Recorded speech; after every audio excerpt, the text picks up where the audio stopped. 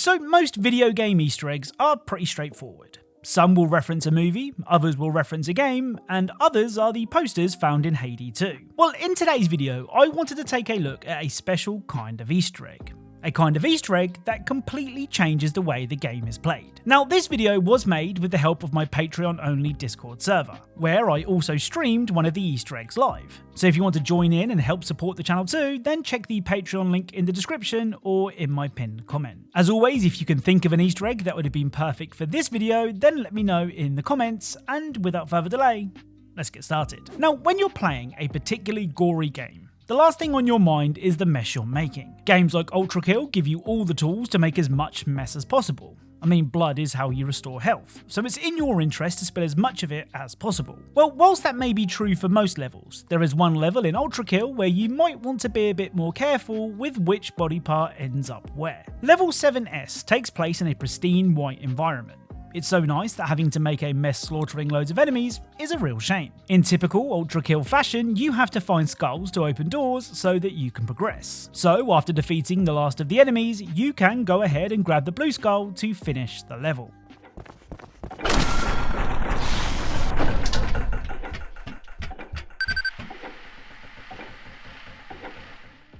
So just when you thought you were done, Ultrakill hands you a hoover and a pressure washer and tells you to clean up the mess you just made, which includes this pond. The thing is, despite completely flipping the script on the player by becoming a power wash simulator / viscera cleanup detail hybrid, it's actually kind of fun to clean up the mess.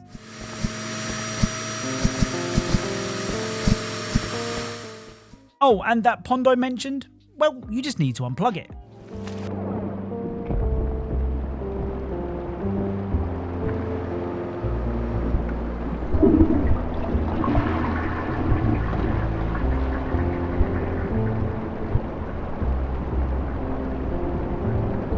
Speaking of cleaning, up next is Crime Scene Cleaner. Now, as the name suggests, Crime Scene Cleaner is all about cleaning up crime scenes, and that's pretty much it. Of course, each crime scene is different from the last, but the actual minute-to-minute gameplay is pretty simple.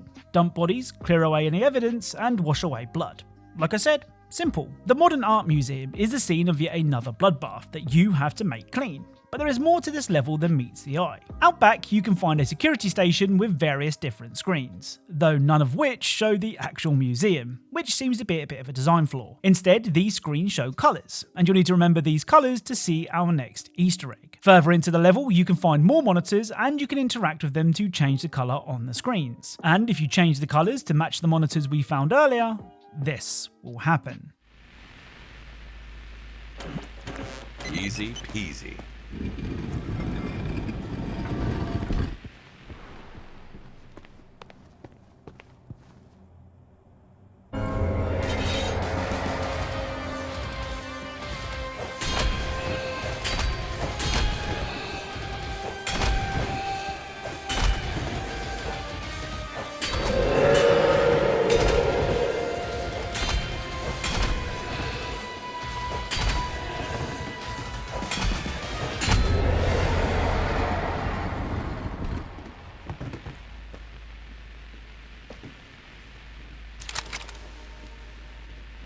So unlike Ultrakill, where we had to stop the violence and clean, in Crime Scene Cleaner, we have to stop the cleaning and be violent. Okay, granted, we're not really killing as they're just mannequins, but you get the idea. Now, not all game-changing Easter eggs give you new ways to play. Sometimes they can just let you completely skip a part of the game. Take Metal Gear Solid 3 Snake Eater for example. Any video game fan worth their salt knows that if you were to turn off your PlayStation 2 during the end boss fight and wait for a week in real time, when you returned, he would have died from old age. Now admittedly, this is really cool, and of course it's peak Kojima, but there is a way to skip the end boss fight entirely. During one of MGS3's many cutscenes, you can see the end being wheeled out of a warehouse in anticipation of a battle with Snake. Well, if you have already picked up the sniper rifle and are quick enough, you can do this as soon as the cutscene ends.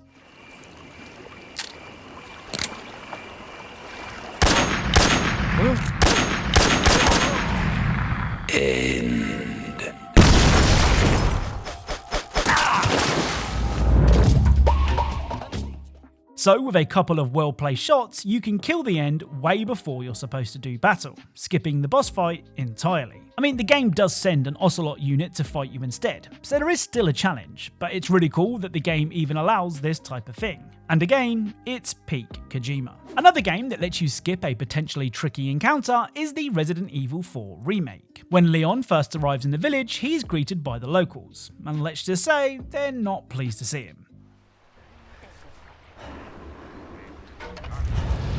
Holy shit!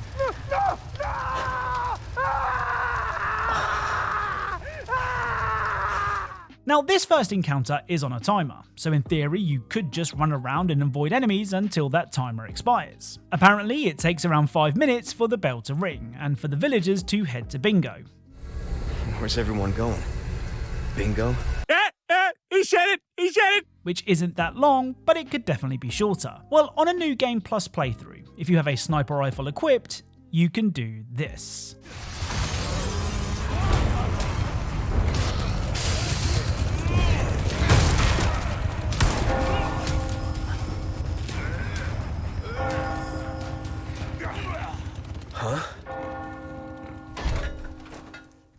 So shooting the bell, which is way off in the distance, will cause the villagers to give up way before they normally would, saving you a lot of trouble in the process. Now, when the game first released, there was a lot of talk about performing this shot with a regular pistol, but after hours of trying, I just don't think it's possible, which means that this trick is relegated to New Game Plus playthroughs only. But if you've somehow managed to pull this off on a fresh save file, then let me know in the comments. Now, the Just Cause series is all about causing as much chaos as possible.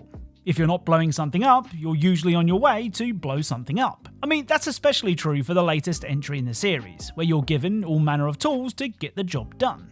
And if all else fails, you can just turn people into cows. Now, I know that the more experienced Easter egg hunters among you are probably expecting me to show the classic Bennett Foddy Easter egg right about now, but that's where you'd be wrong. Sort of. You see, I'm going to share an Easter egg that references the infuriatingly tricky getting over it with Bennett Foddy, but it might not be the one that you're thinking of. Long after the release of Just Cause 4, another Bennett Foddy Easter egg was found, and it's just as awesome.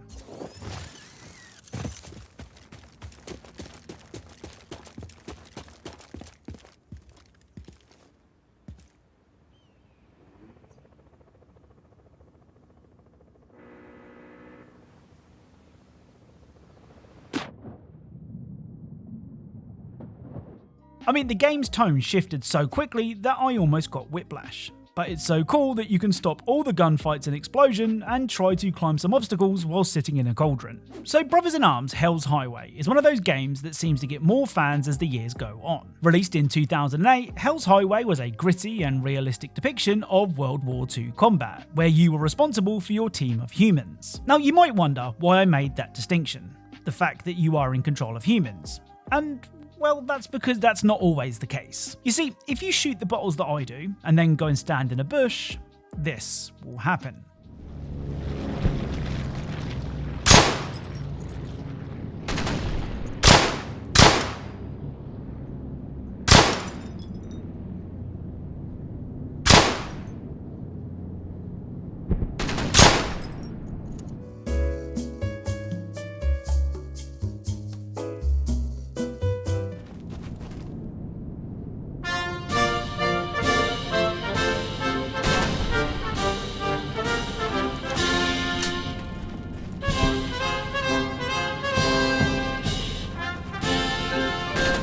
So your battle-hardened allies will be replaced with a flock of not-so-battle-hardened sheep. Now that alone is pretty game-changing, but there is more to it. Of course, you spend most of your time in Hell's Highway trying to keep your human allies alive, making sure they're in cover and not being shot at. You know, that sort of thing. Well, with the sheep, you have to think differently. The more observant among you will have noticed that the sheep aren't carrying guns. So how exactly do they take out an enemy? Here, allow me to demonstrate. Look at fire! Reloading! Okay, fire! Feels quiet. So the sheep act as fluffy kamikazes and will explode when near an enemy. Now, I don't know about you, but seeing a helmet-wearing sheep charging at me in battle would definitely make me think that I picked the wrong side. So it's been 6 years since the last Trials game was released. which, if you ask me, is a big shame. The thing is, Ubisoft only seem to care about 1 or 2 franchises now, and that means if you're not Far Cry or Assassin's Creed, then you're forgotten. Just ask Sam Fisher. Anyway, back in 2014's Trial Fusion, yes, that game really is 11 years old, you could hop off your bike and do this.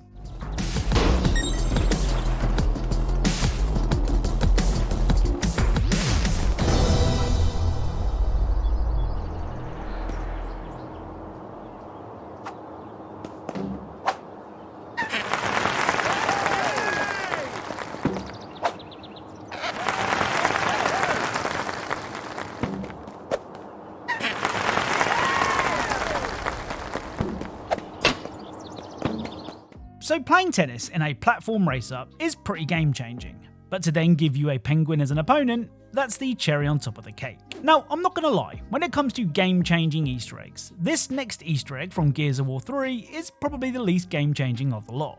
But it doesn't make it any less cool. During the House of Sand chapter, you need to find and shoot 3 coins. They can be found here, here, and here. After that, continue through the level where this will happen.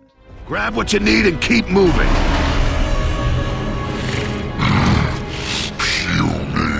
Humans.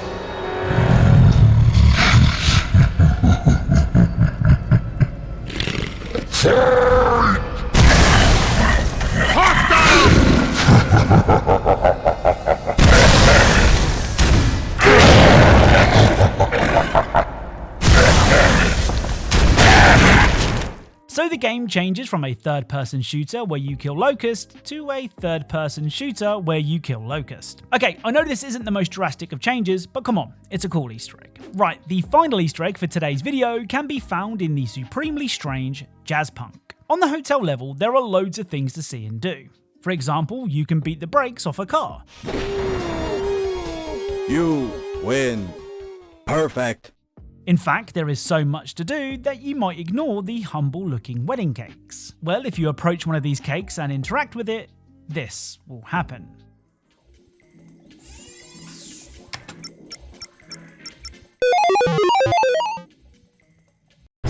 Welcome to Wedding Cake. Select honeymoon destination. Select matrimony. I was born and raised on a ranch farm. Oh, come on in, the water's warm. Fight.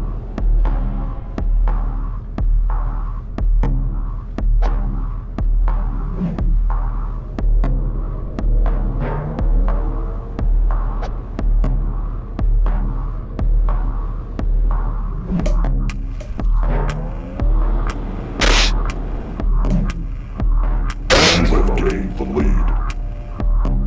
Wedding spree. So originally called Wedding Quake, and no, I didn't spell that wrong, that's how it was spelled, this secret game mode turns Jazzpunk into an arena shooter just like Quake. Now this alone is game changing, but it gets better.